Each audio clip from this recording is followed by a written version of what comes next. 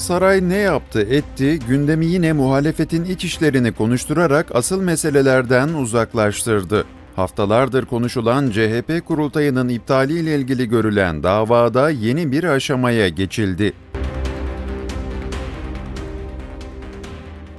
Kurultay davasına bakan hukuk mahkemesi buna paralel olarak kurultayla ilgili yürüyen Asliye Ceza Mahkemesi'ndeki dava sürecini bekleme kararı aldı. Kurultay davası Eylül'e ertelendi ancak muğlak bir döneme de girilmiş oldu. Kurultayla ilgili süren ceza davası aylarca hatta yıllarca sürebilir. Üstelik soruşturma genişleyerek birçok partiliye operasyona da dönüşebilmesi söz konusu.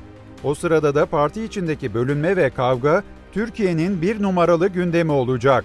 Parti içeriden yıpratılacak, sürekli yeni itirafçılar çıkarılarak Ekrem İmamoğlu başta olmak üzere diğer gündemler unutturulacak. AKP'ye yakın televizyonlarda Kılıçdaroğlu ekibine sonuna kadar açılacak. Parti tartışılsın, ülkenin gerçek sorunları konuşulmasın noktasında bir durum bu. Dolayısıyla ülkenin gerçek sorunları konuşulmasın diye bir takvim işletiliyor sadece.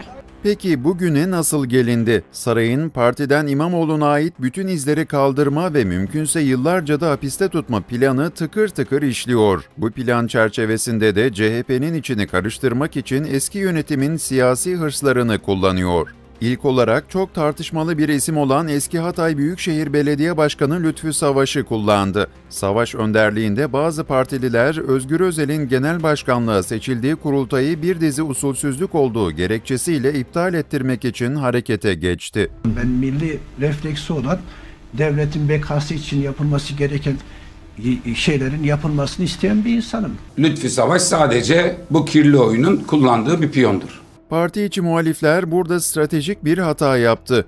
Yüksek Seçim Kurulu tarafından sorunsuz olarak kayıtlara geçen kurultayla ilgili davanın zaman aşımı süresi kaçırıldı. YSK kararları temyiz edilemediği için de tek formül olan ve tarihte örneği olmayan mutlak butlana başvuruldu. Oldukça istisnai olarak alınan mutlak butlan başvurusu davaya dönüştürülünce de Kemal Kılıçdaroğlu ve ekibine gün doğdu. Kılıçdaroğlu kendisi davanın tarafı değilim demese de tavırları sürekli partiye geri dönme hazırlığı olarak algılandı. Satır aralarında eski yol arkadaşlarına imalarda bulundu. Ama yani sonuç şu, yol arkadaşınızın size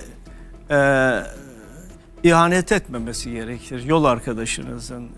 Kılıçdaroğlu bu süreçte partiyi adliye koridorlarında tartıştırmam diyerek ifade vermeye gitmedi. Özgür Özel yönetiminin elini güçlendirecek bir açıklamayı özellikle yapmadı. Hatta benim yerime kayyum gelse daha mı iyi ifadesini kullandı. Açıkçası 2017 yılında adalet yürüyüşü yapan Kılıçdaroğlu, mahkeme hele bir karar versin sonra bakarız da dedi, İmamoğlu için yapılan mitinglere gerek olmadığını da söylemekten çekinmedi. Hapisteki İmamoğlu büyük hayal kırıklığına uğrarken parti yönetimi de artık durumun sanılandan daha ciddi olduğunun farkına vardı.